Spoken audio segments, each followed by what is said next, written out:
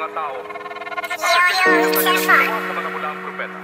Sinasabi ko sa inyo, ibigin ninyo ang inyong kaaway. Gawa ng mabuting galit sa iyo. Pagpalain niyo sila na sa inyo lumalain. Panginoon, nasan ka na? Kailangan ka nila.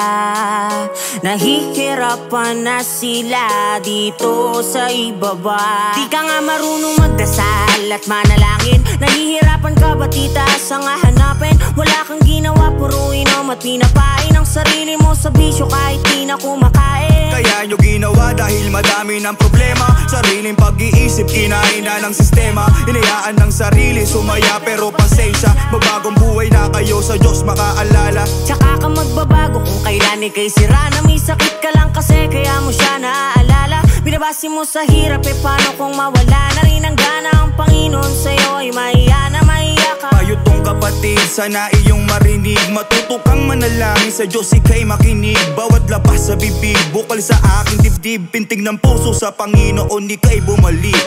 Hoy, gumising ka sa katotohanan. Sa ginawa mo'y mali.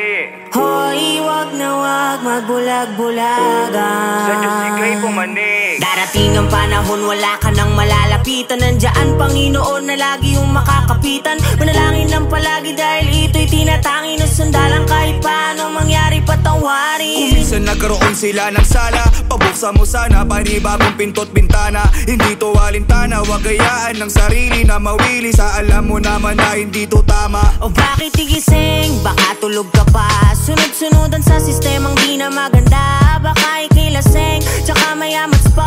Pagmamahal sa Diyos sa'yo nang di mo magawa. Masakit ba tanggapin at ito ang katotohanan? Bakit Panginoon pa ang iyong kinalimutan? Samantalang siya lang naman ang ating malalapitan. Sa oras ng kailangan kahit saan na bawat laban. Huwag kang malito, mapapatawad ka niya. Bawal kang uminto, dapat lumabang ka pa. Magpasalamat ka na lang kasi andyan si Ama. Nakasama mo palagi kahit saan mapunta.